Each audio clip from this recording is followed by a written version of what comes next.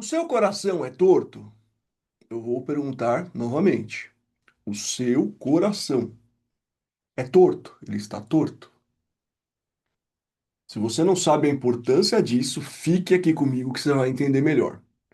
O vídeo de hoje, gente, vai misturar conceitos de ciência, especificamente neurociência e programação neurolinguística, com fé e religião. Mais fé, na verdade, muito mais fé do que religião.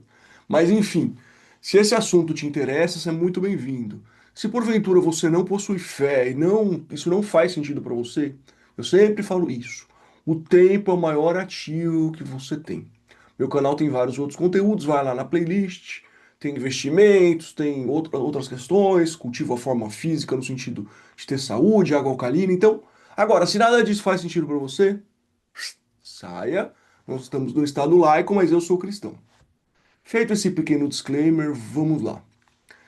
A Bíblia tem mais de 800 passagens em que ela fala sobre o coração, sobre a importância de nós termos o nosso coração no lugar certo. O nosso homem espiritual, depois da obra consumada da cruz, ele é perfeito. Embora a gente tenha que buscar sempre um alinhamento, o instrumento para isso, o filtro para isso, gente, é o nosso coração. Então, o nosso coração, ele acumula mágoas, ele acumula programações erradas que tornam esse filtro sujo. E isso atrapalha toda a sua vida. E por isso eu quero basicamente tratar de dois tópicos nesse vídeo de forma bem objetiva. O primeiro tópico é: da onde vem essa programação que deixa um coração torto, que deixa um coração com uma imagem, como se fosse uma imagem suja de um espelho, que você vê as coisas de forma errada. Então eu vou tratar como você foi programado. E o segundo tópico é como identificar se o seu coração, se o meu coração está torto. Tá bom? Vamos lá. Parte um. Quem são os nossos programadores originais?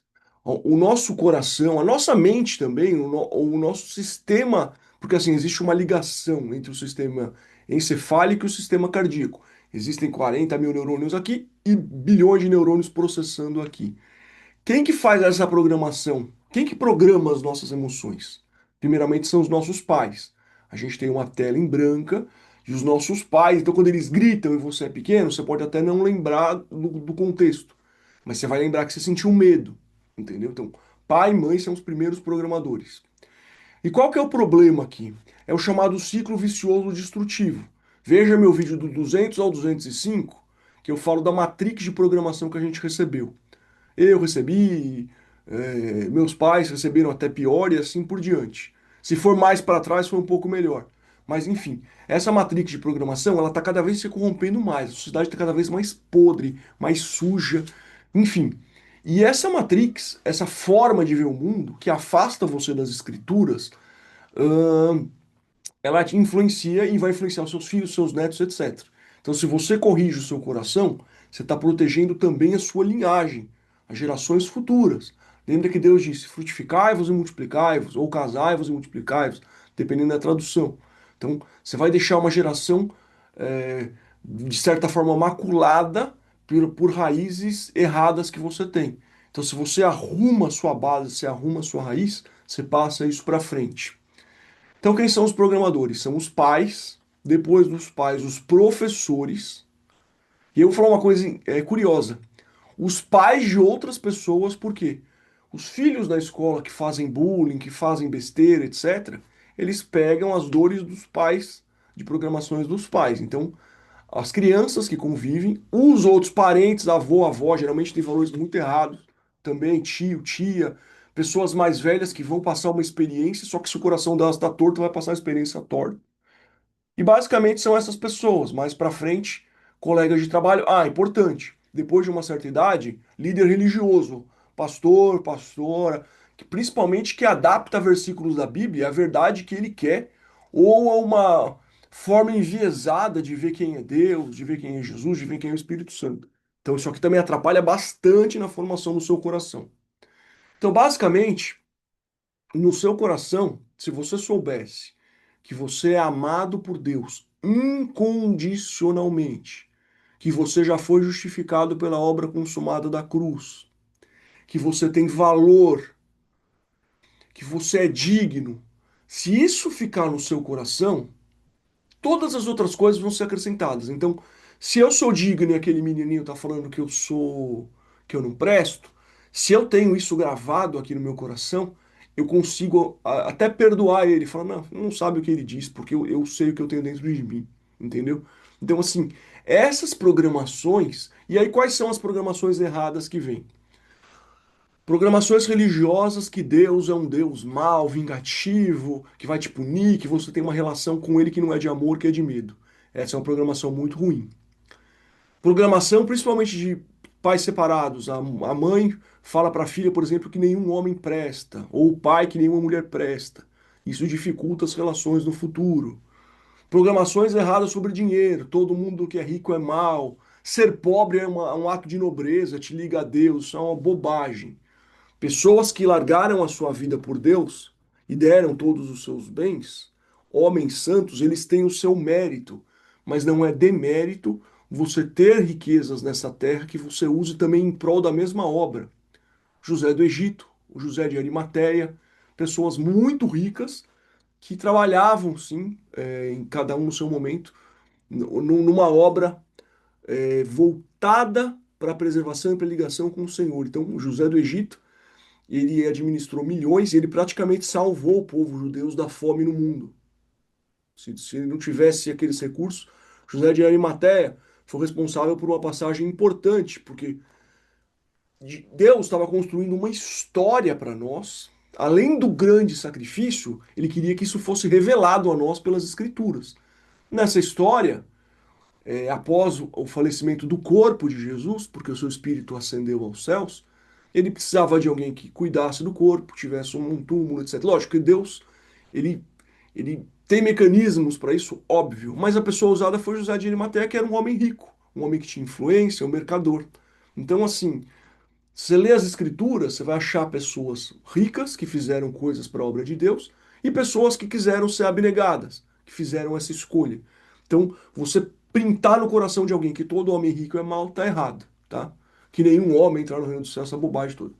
É aquela questão lá do camelo, eu já expliquei em outros vídeos, mas eu estive em Israel, é mais fácil o camelo passar por uma agulha, é uma tradução de um portal de Israel que o camelo não passava, então ele tinha que abaixar e passar. E o camelo ele tem medo, ele é um bicho muito desengonçado, para quem eu já andei de camelo. Quem já andou de camelo, ele tem medo de dobrar as pernas e essa parte da cervical dele é muito dura. Então, para baixar um camelo para passar ali é muito difícil.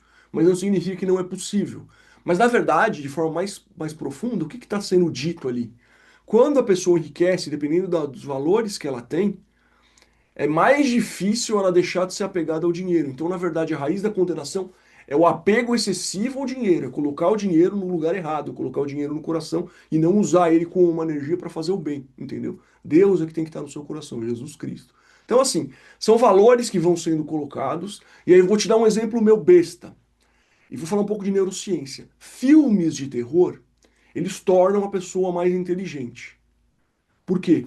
Quando você sente. Estou falando aqui, posso citar fontes científicas, mas estou falando aqui de uma forma simples. Quando você sente medo, você para de respirar uma parte do seu cérebro, você ativa o cérebro reptiliano e você aprende a tomar decisões mais rápidas. Você vai forçando o seu cérebro reptiliano, que é o cérebro primitivo que comete erros, a tomar decisões mais rápidas e voltar, às vezes, para o sistema um lá do Daniel Kahneman, que é o ganhador do Prêmio Nobel de Economia, embora ele seja um psicólogo, que ele fala que no sistema um a gente toma decisões inconscientes e no sistema 2 a gente toma decisões pensadas, mais importantes. E a gente inverte isso durante a vida e isso prejudica muito. Então, ver filmes tensos, ter filme de suspense, é uma coisa que ajuda a desenvolver o raciocínio de certa forma. Porém, existem outras formas de fazer isso que não deturpem o seu emocional. Eu vendo muitos filmes de terror, eu absorvi muita negatividade. Porque, vamos lá para os meus vídeos 200 em diante, existe um sistema no mundo que quer tornar os vilões ídolos. Então, eu quando era criança, eu brincava com meu irmão de um ser o Fred Krueger e o outro ser o Jason. Fred Krueger era aquela palavra com P que eu não posso falar que fazia com as criancinhas, que foi queimado vivo, e o Jason era o assassino deformado, psicopata. A gente brincava como se fosse eles. A gente também brincava que era o super-homem, etc. Mas Olha como isso é deturpado. Tinham jogos de videogame de assassinos seriais misturados de monstros. Então, assim, Exorcista, por exemplo, é um filme que tem uma base teológica muito boa, principalmente o 2, Exorcista o Herege, que fala de Pazuzu, que na verdade é Azazel, e explica uma coisa que eu nem vou explicar aqui para não gerar tanta polêmica, né? Mas no Apocalipse tem, que são três entidades, na verdade, e não uma que concentra toda a oposição ao ser humano. Lembrando, ninguém se opõe a Deus, criaturas não se opõem a Deus, elas se opõem ao ser humano. Mas enfim, são filmes que têm uma base teológica boa, mas eu assisti quando era muito pequeno.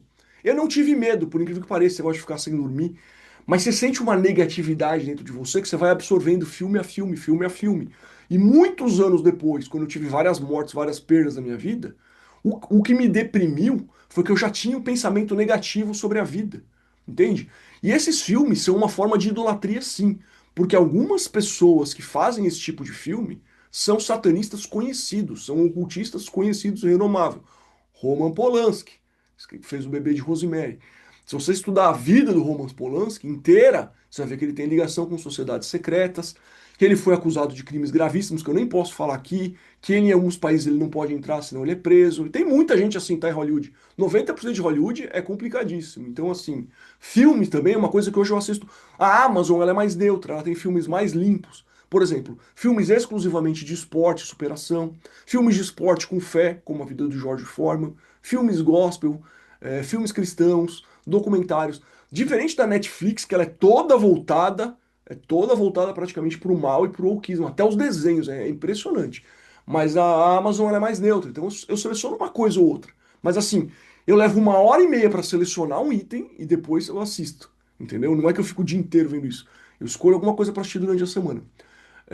1 hora por semana, 2 horas por semana, no máximo. Não perco tempo assistindo atrás de tela. Isso não vai me gerar nada. Se for para assistir atrás de tela, é melhor pegar algum expert no YouTube que tem algum conteúdo técnico que você precisa e você fazer isso.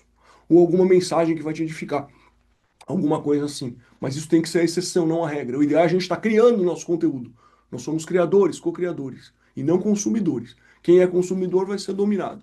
Mas enfim, voltando aqui para não nos perdermos. O que eu estava dizendo é que os filmes de terror que eu assisti, eles me prejudicaram muito mais do que levaram o meu raciocínio. Por exemplo, eu sempre joguei xadrez. Se eu tivesse jogado mais xadrez, eu teria, de certa forma, um raciocínio. Talvez não na mesma do mesmo conceito do ponto de vista da neurociência, mas tem outras formas que eu poderia ter feito isso. Fricção límbica, enfrentando mais os meus medos. Eu sempre fui muito tímido na infância. Então talvez se eu tivesse enfrentado direto, eu teria resolvido isso sem ter que ver o filme de terror.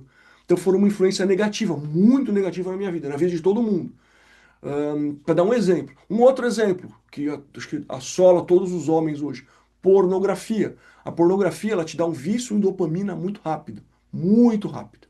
Então você entra lá, faz o que tem que fazer, aí você volta para tua vida não tem aquilo tão rápido, então você tem que trabalhar anos para conseguir, sei lá, comprar um carro, etc. E você começa a ver a sua vida sem sentido, por conta que você tem uma falsa sensação de realização dentro do seu cérebro e uma coisa que vai sujando, agora falando do ponto de vista cristão, sujando o seu coração. Não é isso que Deus quer para nós. Não é isso. Em que você ame uma pessoa, do ponto de vista aqui do amor romântico, barra do amor eros, digamos assim, do amor sensual, sexual. Que você ame uma pessoa, fique com essa pessoa e gere filhos. E passe bons valores cristãos para os seus filhos. Então, assim, são coisas que você vai pegando e no coração são feitas fotografias dessas coisas. Então, quando a gente falava do subconsciente, da teoria do subconsciente na hipnoterapia, é muito aquilo só que para o coração. É um grande irmão que decide tudo, mas ele não fala com palavras. Ele não é tão racional, digamos assim, quanto o seu córtex pré-frontal que fala. Ele é sentimento, ele é imagem, então ele grava imagens. Essas imagens, elas são mais difíceis de romper.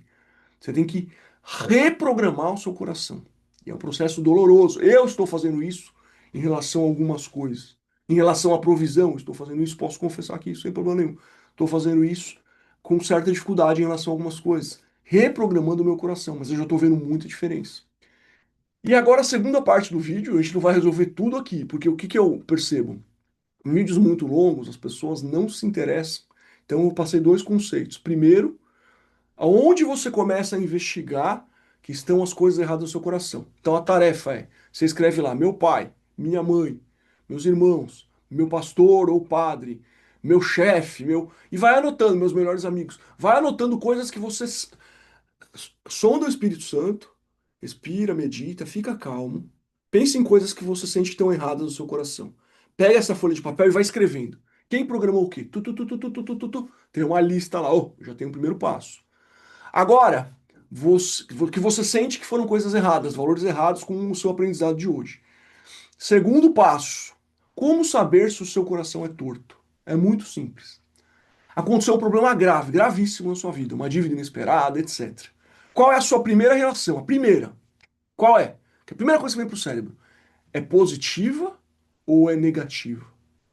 Tipo, você pensa assim, ah, que merda. Calma, o que merda é normal. Todo mundo vai ter um reflexo. Que bosta, isso aconteceu, que porcaria, whatever, ou um palavrão mais. Mas isso é reflexo. Pá!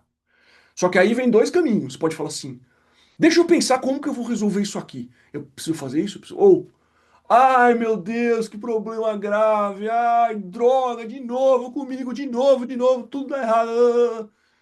Se a tua resposta foi essa aqui, resmungando, remoendo, se vitimizando, amaldiçoando, o seu coração é torto. Entendeu? Uma segunda colocação. Não aconteceu um problema grave, mas é apresentado para você uma tarefa. Por exemplo, uma proposta remunerada de uma coisa muito complexa. Só que você vai ganhar bem, você recebeu uma proposta. Qual é a primeira coisa que vem na tua mente? Então, vem o seguinte: putz, isso é difícil. Nossa, isso é, nossa, difícil, hein? Mas assim, em Jesus tudo eu posso. Eu sou um homem de fé. Eu vou confiar nele, vou pesquisar e eu vou conseguir fazer isso sim. Eu tenho fé que eu consigo, porque nada é impossível para aquele que crê. Eu creio que eu vou conseguir. Eu tenho dons, eu sou capaz. Isso é um pensamento. O outro pensamento é, nossa, que coisa difícil, você tá louco. Ou pior, vai dar muito trabalho. Não, isso não é para mim. Seria maravilhoso se eu conseguisse, mas eu não sou capaz. Se você pensa, se você, na primeira opção lá, você fica desesperado, resmunga, etc. Ou se você pensa que você não é capaz de algo na sua vida, saiba que você tem um coração torto. Tá? Então, isso é muito simples. Você senta numa cadeira, fecha os olhos. Tenta lembrar os três piores problemas que você teve na sua vida. Lembra qual foi a sua primeira reação e seja sincero com você mesmo. Ninguém aqui está te julgando. Só você vai saber o resultado. Ou os três maiores desafios assim que você teve que você recusou, por exemplo. Por que que você recusou? Porque você achou que não era capaz, etc.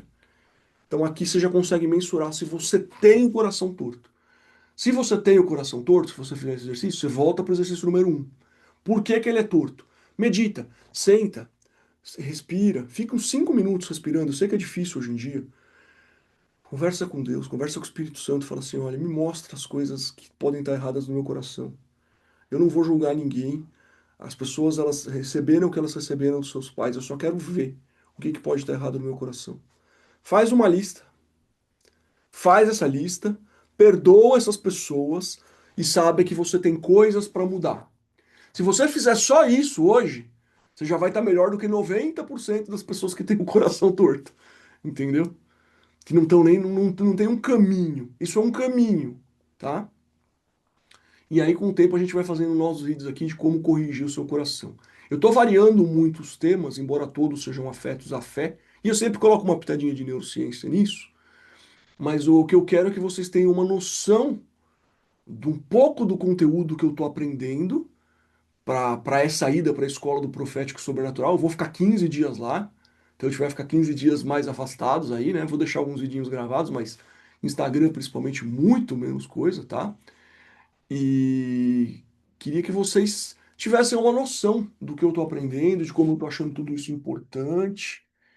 E queria que vocês refletissem sobre a importância disso, de verificar como está o seu coração, para você sondar o seu coração, para você consertar o seu coração. E como isso vai trazer leveza para a sua vida? Como isso vai trazer realizações espirituais e até materiais para a sua vida? Porque as bênçãos de Deus, as bênçãos que foram alcançadas na cruz, elas são também materiais, são espirituais.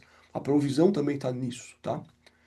E é isso que eu quero. Na verdade, eu quero dividir com você algumas mudanças que eu estou sofrendo, Muita gente está estranhando algumas coisas até, tô muito calmo e tal. Mas é isso que eu queria dividir com você nesse domingo. Um bom domingo a todos. Curtam com a família. Até a próxima aí. Tchau, tchau.